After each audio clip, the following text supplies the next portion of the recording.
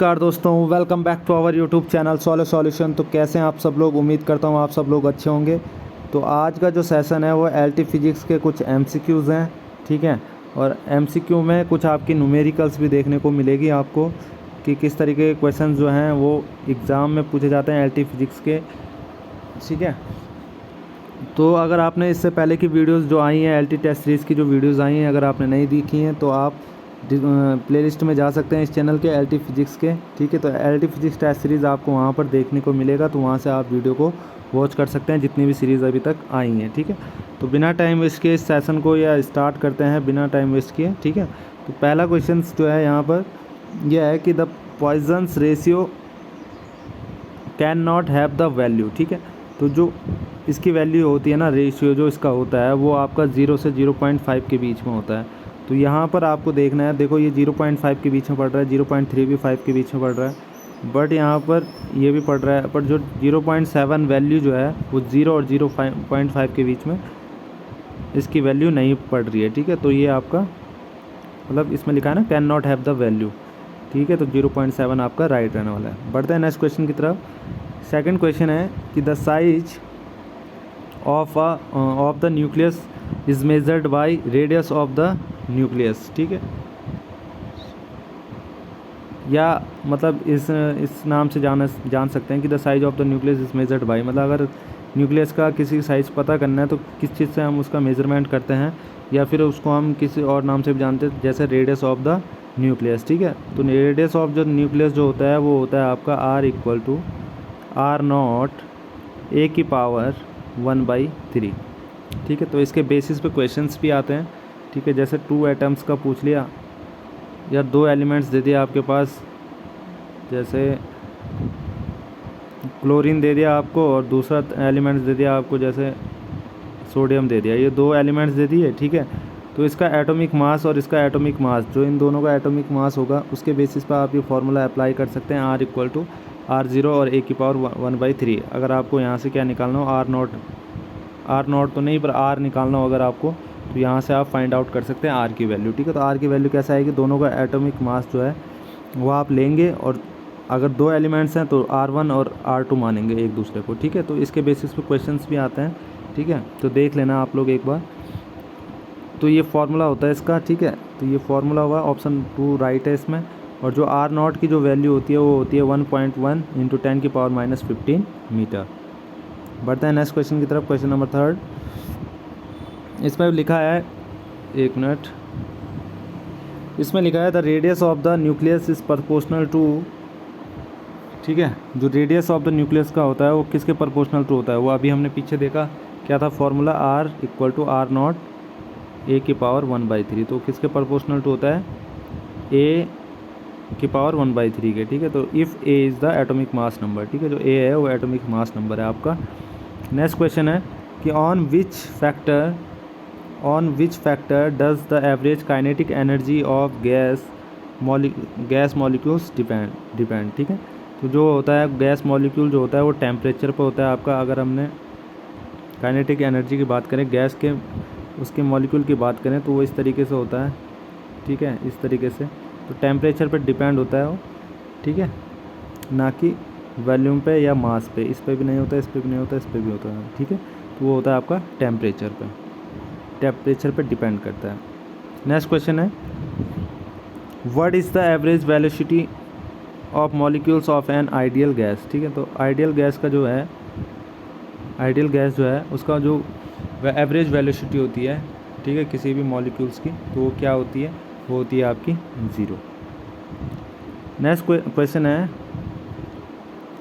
Eight boils temperature जो होता है वो आपका क्या होता है, गैसेस ओबे बॉयल्स लॉ, ठीक है। तो वो क्या होता है, गैसेस ओबे बॉयल्स लॉ, ठीक है। नेक्स्ट क्वेश्चन है a gas behave as ideal gas at, ठीक है। तो जो गैस होती है वो किस तरीके व्यवहार करती है या बिहेव्स करती है, ठीक है। तो वो आपका होता है LP और HT, आप देख रहे होंगे यहाँ पे। तो ये LP का मतलब है लो प्रेशर और ये है हाई टेम्परेचर, ठीक है। तो यही ऑप्शन है। तो यहाँ पर है LP low pressure low temperature, high pressure low temperature, high pressure high temperature. तो ये ऑप्शन गलत है इसमें, ठीक है। 3 मतलब आंसर इसका जो राइट रहेगा वो आपका ऑप्शन नंबर ए, वो फर्स्ट वाला है, ठीक है। तो एलपी लो प्रेशर और हाई टेम्परेचर रहता है इसमें। तो ये क्वेश्चन ध्यान रखना आप लोग, ठीक है। नेक्स्ट क्वेश्चन है कि the degree of freedom of try atomic gases. Try atomic जो गैस है उसका जो डिग्री होता है वो कितना होता है, तो वो उसका होता है ऑप्शन नंबर सी, आपका राइट रहेगा ऑप्शन नंबर था सी, 6, ठीक है। बढ़ते हैं नेक्स्ट क्वेश्चन की तरफ। क्वेश्चन नंबर देखते हैं। As the wavelength of the radiation decrease the intensity of black body radiation. तो जो ब्लैक बॉडी रेडिएशन होता है कृष्ण कणिका होता है, जो कृष्णिका कणिका होता है, ठीक है। तो उसमें क्या होता है कि फर्स्ट में क्या होता है, ऐसा होता है ना, इस तरीके से, ठीक है। तो ये इंटेंसिटी शो करता है यहाँ से, और ये लैम्डा तरंग दैर्घ्य, ठीक है। तो इस तरीके से जैसे जैसे टेम्परेचर फिर यहाँ से डाउन होता चला जाता है, फिर यहाँ से डाउन होता चला जाता है, डाउन होता है। तो पहले क्या हो रहा है, इंक्रीज़ हो रहा है, देन उसके बाद डिक्रीज़ हो रहा है। तो यही चीज़ है ब्लैक बॉडी रेडिएशन में कि फर्स्ट इंक्रीज़ देन डिक्रीज़, ठीक है। नेक्स्ट क्वेश्चन देखते हैं इसमें कि the radiation emitted by hot bodies are called as, ठीक। तो जो रेडिएशन होती है वो एमिटेड जो होती है, ठीक है, तो उसको हम क्या कहते हैं, ब्लैक बॉडी रेडिएशन कहा जाता है, ठीक है। एमिटेड बाय हॉट बॉडीज़ जो होती हैं उसको हम कहते हैं ब्लैक बॉडी रेडिएशन, ठीक है। बढ़ते हैं नेक्स्ट क्वेश्चन की तरफ। For an object other than a black body it's emissivity, ठीक है। एमिसिविटी क्या होती है, तो एमिसिविटी को हम ई से डिनोट करते हैं, ठीक है, ब्लैक बॉडी में, ठीक है। तो एमिसिविटी जो होती है एक ब्लैक बॉडी की, ठीक है, वो अदर ऑब्जेक्ट के अकॉर्डिंग, ठीक है, तो वो होती है आपकी ऑप्शन नंबर 4 0 एमिसिविटी और 1, 0 और 1 के बीच में होती है, ठीक है, 0 से बड़ा और 1 से छोटा। नेक्स्ट क्वेश्चन है कि what relation between emissivity E and absorptive power A is given by Kirchhoff's law, ठीक है। तो इसमें क्या होता है, जो एमिसिविटी होता है और साथ में आपका जो एब्जॉर्बिटिव पावर जो होती है वो आपके एक दूसरे के इक्वल होती है, इनके बीच में ये रिलेशन होता है बाय किसके, गिवन बाय किरचॉफ लॉ के अकॉर्डिंग। तो ऑप्शन नंबर 3 आपका राइट रहने वाला है। नेक्स्ट क्वेश्चन है the relative permeability of material is not constant, ठीक है, मटेरियल इज़ नॉट कांस्टेंट, ठीक है। तो वो होता है फेरोमैग्नेटिक। फेरोमैग्नेटिक की अगर हम बात करें तो इसमें अनपेयर्ड इलेक्ट्रॉन होते हैं जो कि खुद ही से क्या कर लेते हैं, मैग्नेटिक फील्ड क्या कर लेते हैं, उत्पन्न कर लेते हैं इस तरीके से, तो ठीक है, फेरोमैग्नेटिक कहलाते हैं या लोह चुंबकीय कहलाते हैं। वो किसका होता है, फेरोमैग्नेटिक का, ठीक है। फेरिट्स आर अ सब ग्रुप ऑफ, जो फेरिट्स होता है वो सब ग्रुप होता है फेरी मैग्नेटिक का, ठीक है। नेक्स्ट क्वेश्चन है in the left hand rule 4 finger, जो 4 फिंगर होती है हमारी तर्जनी उंगली, अगर हम लेफ्ट हैंड की बात करें तो लेफ्ट हैंड में जो ऊपर के लिए डिनोट करता है वो होता है आपका फोर्स। जो तर्जनी अंगुली होती है वो आपके मैग्नेटिक फील्ड शो करती है, जो तीसरी मिडिल फिंगर होती है वो करंट शो करती है, ठीक है। तो ये 3 चीज़ शो करती हैं।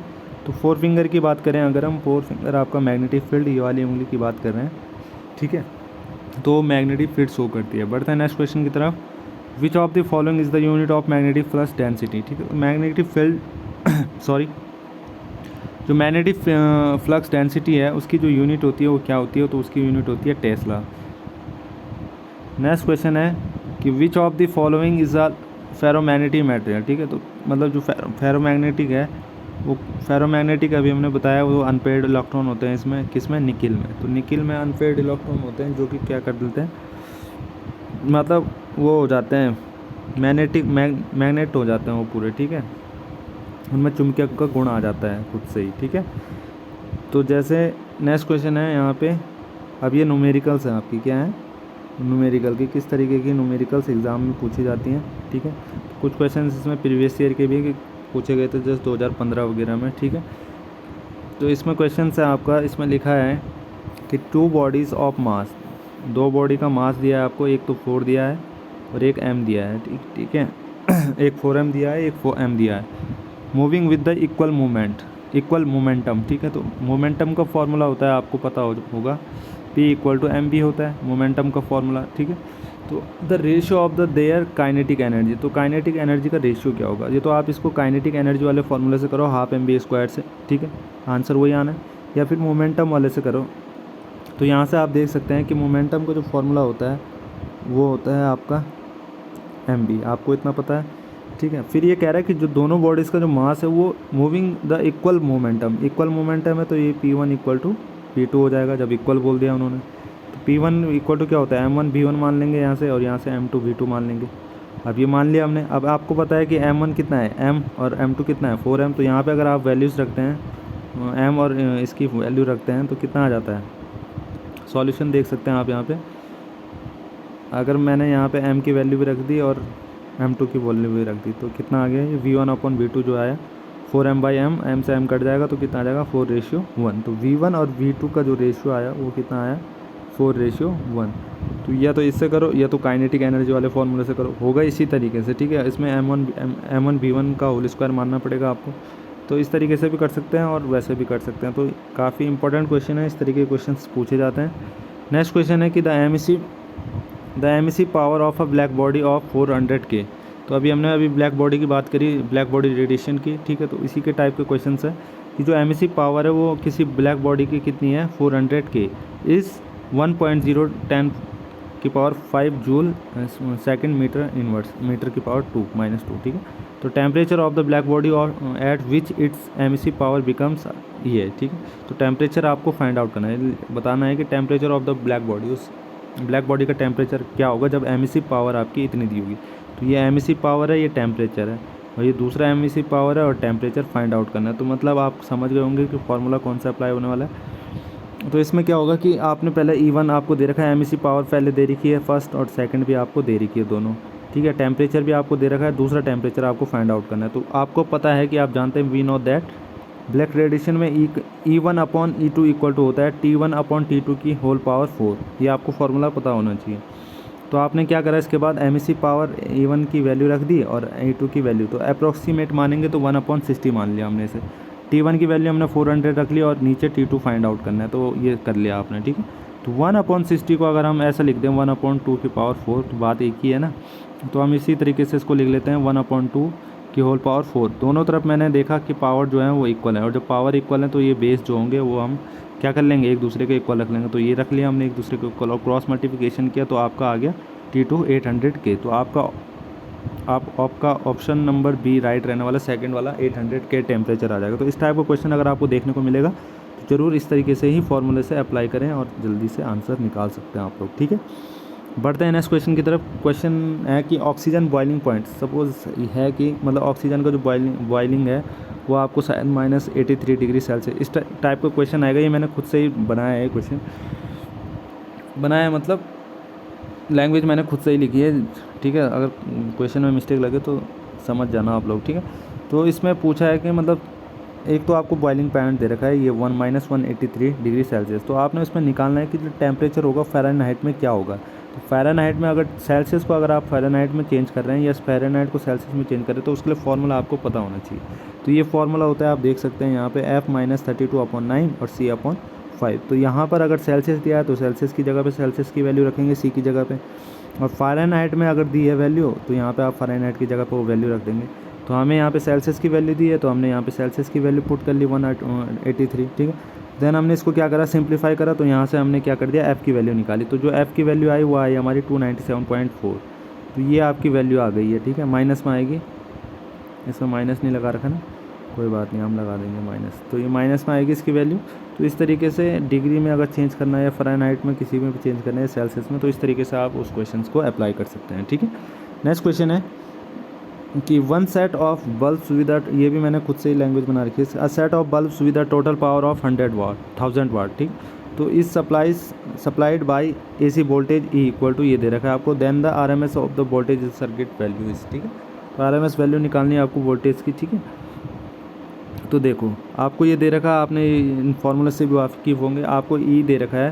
तो E अगर आपको दे रखा है वोल्टेज, तो आप इस तरीके से इस फॉर्मूले से आप इसको क्या करेंगे, न्यूमेरिकल जो पुटअप किया है आपको वोल्टेज दिया है उससे आप अगर कंपेयर करेंगे तो E0 की जगह पे कितना है 20 है, बस सिंपल से। बाकी वैल्यू से हमें कोई मतलब नहीं है, क्योंकि हमें पता है कि ERMS जो फार्मूला होता है वर्ग मध्य मूलमान वो होता है E0/√2। तो E0 आपकी वैल्यू पता है 20, तो 20/√2 करोगे और रैशनलाइज करोगे दोनों तरफ ऊपर नीचे।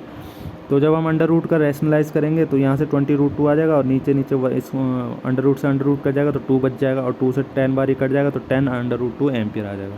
तो ये इस तरीके से आपका ऑप्शन नंबर ए फर्स्ट वाला सही रहने वाला है। ठीक है ना, बढ़ते हैं नेक्स्ट क्वेश्चन की तरफ।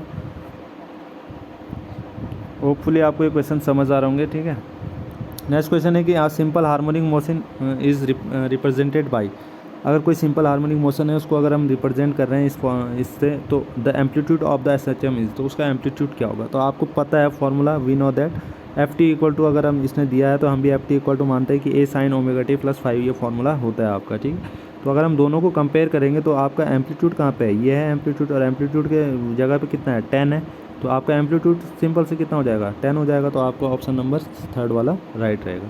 सिंपल से मतलब ये बेसिक क्वेश्चन हैं, ज़्यादा टफ क्वेश्चन भी नहीं है, तो आपको पता होना चाहिए। ठीक है, क्योंकि अगर फॉर्मूला पता नहीं है तो आप कुछ नहीं कर सकते। एंगल बिटवीन, नेक्स्ट क्वेश्चन है एंगल बिटवीन वेव वेलोसिटी और particle velocity of longitudinal waves. अब लॉन्गिट्यूडनल वेव्स ये मैंने सब पढ़ा रखे हैं आपको, ट्रांसवर्स वेव्स और लॉन्गिट्यूडनल। तो इसमें क्या होता है, लॉन्गिट्यूडल में इस तरीके का ग्राफ बनता है, यहाँ से इस तरीके का ग्राफ बनता है। ठीक है, तो इस तरीके का बनता है, तो ये आपका कोई क्या है पार्टिकल है, मूव कर रहा है यहाँ से। ठीक है, तो ये इस तरीके से 90 डिग्री का एंगल बनाता है, कितने का 90 डिग्री का, मतलब जो वेलोसिटी होती है और पार्टिकल वेलोसिटी होती है, वेव वेलोसिटी और पार्टिकल वेलोसिटी का जो मतलब एंगल होता है वो कितना होता है, वो 90 डिग्री का एंगल होता है इनमें। ठीक है, और अगर हम ट्रांसवर्स की बात करते हैं तो ट्रांसवर्स में आपका क्या होता है, इस तरीके से होता है कोई। ठीक है, सोलेनॉइड होता है ना, सोलेनॉइड में कुछ इस तरीके से होता है, या स्प्रिंग होती है आपकी इस तरीके से, तो इनके बीच में क्या होती है, डेंसिटी ज़्यादा होती है, घनत्व तो ज़्यादा होता है, मतलब डिस्टेंस कम होती है इनके बीच में, है ना, तो आपस में जुड़े हुए होते हैं ज़्यादा। तो इसका जो डायग्राम बनता है वो इस तरीके से होगा, ये तो इस तरीके से आई वेव। ठीक है, और जो इसका एक इस तरीके से बनता है ग्राफ, मतलब डायग्राम इस तरीके से, इसके परपेंडिकुलर लंबवत होती है। ठीक है, तो वेव और जो पार्टिकल होता है वो एक दूसरे का क्या होता है, लंबवत होता है। ठीक है,